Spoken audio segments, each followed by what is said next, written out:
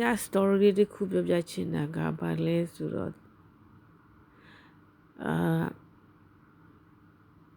say the good thing and taking the positive thinking ပေါ့နော် and thought the good thing ပေါ့အဲ့ဒါဘာလို့ဆိုတာလဲဆိုတော့ကျမတို့ကကိုယ့်ရဲ့ mindset တွေကလေကောင်းတာကြီးပဲတွေးပြီးတော့ကိုယ့်ရဲ့အမြင်မှာလည်းကောင်းတာကြီးပဲမြင်မယ်ဆိုရင်နောက်တစ်ခုကိုပြောနေတဲ့စကားလုံးတိုင်းမှာကောင်းတာကြီးပဲထွက်တယ်ဆိုရင်လည်းကိုအတွက်ကောကိုနေထိုင်တဲ့ပတ်ဝန်းကျင်ကောအဲ့ဒီကိုယ့်ရဲ့စကားတစ်ခုကြောင့်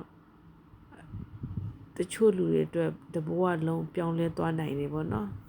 အဲ့တော့ရွာလေးတစ်နေ့မှာတဲ့အဲ့ဒီရွာလေးတစ်ရွာမှာပေါ့နော်အဖွားဆိုတဲ့အဖွားရဲ့တပီကပါလဲဆိုတော့အာမဘာနိုလို့ခေါ်တယ်ပေါ့နော်သူကအိန္ဒိယလူမျိုးလို့ထင်တယ်အဲ့ဒီနေ့မှာတော့အဖွားလေးအသက်တော့တော်ကြီးနေပြီပေါ့နော်သူကမျက်စိမျက်ခေါင်းနေတော့ဖြူနေပြီပေါ့ဒါပေမဲ့သူ့ရဲ့မျက်လုံးသူ့ရဲ့အကြည့်သူ့ရဲ့မျက်နှာအမြဲတမ်းပြုံးရွှင်တယ်ပြီးတော့သူ့ကြောင့်လည်းသူ့ပတ်ဝန်းကျင်ကလူတချို့ကဘဝတွေပြောင်းလဲသွားတယ်ပေါ့နော်ပြီးတော့နောက်ကြတော့သူ့ရဲ့ဘီလီချက်တစ်ခုလုံးပေါ့နော်ဘယ်လိုခေါ်မလဲအဲ့ဒီရွာလေးကကွင်းထဲမှာပေါ့နော်အဲ့ဒီရွာလေးကကွင်းထဲမှာနေတဲ့ပုံစံမျိုးပေါ့နော်တစ်ခုလုံးပြောင်းလဲသွားပေါ့နော်တနေ့မှာတော့သူကအမြဲတမ်းသူကတယောက်တည်းနေတာတယောက်ကြကတည်သွားတဲ့ကြာလာပြီပေါ့နော်အဲ့ဒီအိမ်ထဲမှာသူနေတယ်ပြီးတော့တစ်ပင်ကြီးတစ်ပင်ရှိတယ်အဲ့ဒီကွင်းထဲမှာပေါ့နော်သူနေတယ်ပြီးတော့သူကအဲ့ဒီတစ်ပင်အောက်မှာသူထိုင်နေတာမျိုးတွေရှိတယ်ပြီးတော့လူတွေကသူ့အမြင်လို့ရှိရင်အမြဲတမ်းသူကပြုံးပျော်နေတယ်ပြုံးရွှင်နေတယ်ပေါ့နော်ပြီးတော့တနေ့မှာတော့မိန်းမငယ်လေးတယောက်ကသူ့စီလာပြီးတော့ငိုကြွေးပြီးတော့လာပေါ့လာတဲ့အချိန်မှာကျတော့သူကမေးတယ်ပေါ့နော်ဘာဖြစ်လို့လဲအဲ့ဒီသူကကလေး3ယောက်ပေါ့နော်ပြီးတော့သူ့ယောက်ျားလည်းနိုင်ငံခြားရောက်နေတယ်သူ့လည်းဆက်သွယ်မလုပ်ဘူးအလုံးမလုပ်ဘူးပေါ့နော်အလုံးများမရတာလားဒါဘာဖို့တစ်ခုဖြစ်နေတာလားပေါ့နော်အဲ့နဲ့အဖွားသူ့ပြောပြရင်ဒီနေ့မှာတော့တဲ့ယောက်ျားလေးတယောက်ကလေးပေါ့နော်စီးပွားရေးတွေပြည့်ပြီးတော့အကုန်လုံးကိုပျက်စီးသွားတဲ့အချိန်မှာသူရဲ့ life တစ်ခုလုံးဘာမှမရှိတော့ဘူးပေါ့နော်အဲ့တော့အဖွားကိုသူကပြောတယ်ပေါ့နော်ငါဘဝမှာငါဘာမှမရှိတော့တာတဲ့ငါဘလို့ပျော်ရွှင်နိုင်မလဲပေါ့နော်အဲ့နဲ့အဖွားကသူ့ပြောပြတယ်နေ့မှာလက်တွေလည်းရှိတယ်နေ့ရဲ့နှလုံးသားလည်းရှိတယ်နေ့မှာအကုန်လုံးရှိတယ်နေ့အသက်ရှင်သေးတယ်ပေါ့နော်အဲ့ဒီအချိန်မှာအဲ့လူကြီးကလေအဲ့ဒီလူကြီးကအကုန်လုံးပေါ့နော်ဖွားပြောလိုက်တဲ့စကားကြောင့်လေသူပြန်တွေးကြည့်တယ်ပေါ့နော်နော်တဲ့သူပြန်တွေးကြည့်တယ်အဲ့ဒီအချိန်ကစပြီးသူခံစားနေရတာတွေအကုန်လုံးတွေးရွေးနဲ့ပျောက်ကွယ်သွားတော့သူအဲ့ဒီနေ့ကစပြီးတော့သေးလေးရအစကိုသူစပြီးတော့စဉ်းစားတယ်ပြီးတော့အကောင်းကြီးပဲသူပြောတယ်ဆိုတော့သူ့ရဲ့ life တစ်ခုလုံးကပုံမှန်လိုပြန်ဖြစ်ပြီးတော့အကုန်လုံးဟိုစားပေါ့အဆင်ပြေသွားတယ်ပေါ့အဲ့တော့သူကအဲ့ဒီမီရီယာဆိုတဲ့မိမငယ်လေးကိုပေါ့နော်ကလေး3ယောက်အမိကိုသူကပြောပြတယ်ဒီအကြောင်းနဲ့ပတ်သက်တော့နေတွေ့လာတဲ့အဲ့တော့ငါတို့စကားကြောင့်ငါတို့ရဲ့ life ကပြောင်းလဲသွားနိုင်တယ်ပေါ့နော်သူပြောတာအဲ့ဒါကြောင့်မို့လို့တဲ့နေမနဲ့ကိုနေနိုးထတိုင်းတဲ့နေဆူတောင်းပြီးတော့ပေါ့နော်နေဆူတောင်းပြီးတော့ဒီနေ့က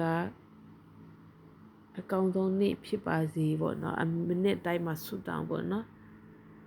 အဲ့နဲ့အဲ့ဒီမိမငယ်အဲ့ဒီအမျိုးသမီးကသူ့အိမ်သူပြန်ပြေးလာပြီးတော့သူသားသမီးအတွက်ချက်ပြုတ်ပေးတယ်ဒါပေမဲ့သူမနဲ့မိုးလင်းတိုင်းသူဆူတောင်းတယ်ပြီးတော့သူပြောတယ်ပေါ့နော်ဒီနေ့ဟာငါအတွက်အကောင်းဆုံး နေ့ဖြစ်ပါစေပေါ့နော်အဲ့ဒါနဲ့ကောင်းသောနေ့ဖြစ်ပါစေဆိုတော့သူအဲ့ဒါနဲ့မကြဘူးနော်အစားတော့သူယောက်ျားသူကအပြစ်တင်နေသူအမျိုးပြောတယ်ပေါ့နော်အဲ့ဒါဖွားသူပြောပြလိုက်တဲ့အချိန်မှာကြတော့မကြဘူးဟိုစာအိတ်တဲ့သူဈေးထဲသွားပြီးတော့သူစာအိတ်တဲ့ယူလာတဲ့အချိန်မှာတယောက်ျားစီရလာတဲ့စာအိတ်ဖြစ်သူဖွင့်ကြည့်လိုက်တော့ပတ်စံတွေအများကြီးသူတွေ့ရတယ်အဲ့ဒီချက်သူဝမ်းတာတစ်ပါးနဲ့မျက်ရည်နဲ့ဝမ်းတာမျက်ရည်ဖြစ်ပြီးတော့ဖွားစီကိုသွားပြီးတော့သူကကျေးဇူးတင်တယ်ပြောပြီးတော့အဖွားကိုသူကပြောတယ်ပေါ့နော်အဖွားတဲ့နေပြောတာအယမ်းမှန်တယ်နော်တဲ့ကိုပြောလိုက်တဲ့စကားကကိုရဲ့နှုတ်ကထွက်တဲ့စကားကကိုရဲ့ဘဝတစ်ခုလုံးပြောင်းလဲသွားနိုင်တယ်ဆိုတဲ့အကြောင်းကိုသူကအဖွားကိုသွားပြောတယ်ဒါပေမဲ့အဲ့ဒီကြည့်ရလေးမှာတခုမကောင်းတာလူတွေကဒုက္ခအမျိုးရောက်တယ်ရည်တွေလည်းရှားပါတယ်ပြီးတော့လူတွေအလုံးလက်မဲ့တွေဖြစ်တယ်အကုန်လုံးပေါ့နော်ဝမ်းနေဆင်းရဲဒုက္ခတွေနဲ့ကြုံတွေ့ရတယ်ဒါပေမဲ့အဖွားပြောတယ်ငါတို့မှာမျှော်လင့်ချက်တွေရှိတယ်ငါတို့နေထိုင်တဲ့ဒီအရာတွေကကိုပြောလိုက်တဲ့စကားတွေကိုရဲ့နှုတ်ကပေါ့နော်သူကဆိုလို့ရှိရင်အဓိပ္ပာယ်ကအဲ့ဒါနဲ့နောက်တော့အဲ့ဒီကြေးရွာလေးမှာလေအဖွားကိုလေအားလုံးကလေးစားပြီးချစ်ခင်ကြတယ်ပေါ့နော်အဖွားကြောင့်လူတွေအကုန်လုံးကဘဝပြောင်းလဲသွားတယ်ပေါ့နော်ဆိုလိုရင်း message ကဘာလဲဆိုတော့လူတိုင်းမှာခက်ခဲနေတယ်တို့ပြင်မဲ့အဲ့ဒီခက်ခဲခဲ့တဲ့ကြားကကိုပြောတဲ့စကားတွေကလူတွေကိုအကျိုးပြုတဲ့စကားပေါ့နော်အဲ့တော့ဒါလေးကိုနမူနာကြည့်ရှင်းဖြစ်ပေါ့နော်ဒီပုံပြင်လေးဒီအကြောင်းလေးနဲ့ပတ်သက်ပြီးဆိုရင်ကျမတို့မှလည်းကိုယ့်ရဲ့ life မှာဘယ်လောက်ပဲခက်နေ့စဉ်ကဖះကောင်းကြီးခံစားရတယ်။ဘာဖြစ်လဲဆိုတော့ခက်ခဲတဲ့ကြားပြင်ဖះကောင်းကြီးခံစားရတယ်ဆိုတာဒါအဓိကဒီ message ကိုပေးရှင်တာကဘာလဲဆိုတော့ယုံကြည်မှုပဲเนาะကိုယ့်ကိုလည်းယုံကြည်ရမယ်ပြီးတော့အမြဲတမ်းကောင်းတာကိုပဲပြောရမယ်ဆိုတဲ့ message ရယ်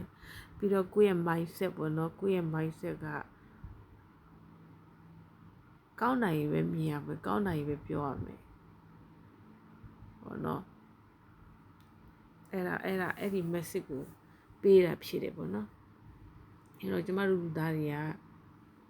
အခုကျမတို့လက်ရှိဆိုတဲ့လူတိုင်းမှာခက်ခဲမျိုးစုံနေပေါ့နော်ဒါပေမဲ့ဒီ story ကိုနားထောင်ကြည့်ဖြစ်ဘုဒ္ဓတာရမယ်လို့လည်းကျမထင်တယ်တခါတည်းကိုနေထိုင်တဲ့ပတ်ဝန်းကျင်မှာဘုဒ္ဓတာလေးရှိကောင်းလည်းရှိမယ်နောက်ကိုပတ်ဝန်းကျင်မှာလူကြီးသူမတွေပြောတဲ့စကားတောင်မို့စာမမြတ်ဖတ်ဖို့နော်ကျမအကြံပြုချင်တာစာမမြတ်ဖတ်သိချင်တယ်အဲ့ဒါပြီးတော့ကိုယ့်ရဲ့နှုတ်ကိုယ့်ရဲ့လုပ်ရက်ကကိုဒါအသက်တည်ဖြစ်တယ်ပေါ့နော်ပြီးတော့ကျမတို့အသက်ရှင်နေတဲ့ရွေးကအမြဲတမ်းမျှော်လင့်ချက်ရှိတယ်ဆိုတာကိုကျမတို့ share လုပ်ပေးတာဖြစ်ပါတယ်ပေါ့နော်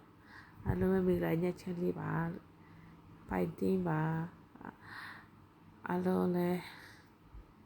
ဖျားသခင်ကောင်းကြီးပေးပါစေနေ့ရက်စဉ်တိုင်းမှာကျမတို့ဖြတ်တန်းရေးဆိုင်ရတဲ့အရာတွေကခက်ခဲကြပေမဲ့အဆိုးရဲ့အကောင်းဆိုတာလည်းအမြဲရှိတယ်ပေါ့နော်နောက်တစ်ခုကဒီ store ဒီပုံပြင်တွေကလေလူတွေကိုပြောင်းလဲစေနိုင်တာက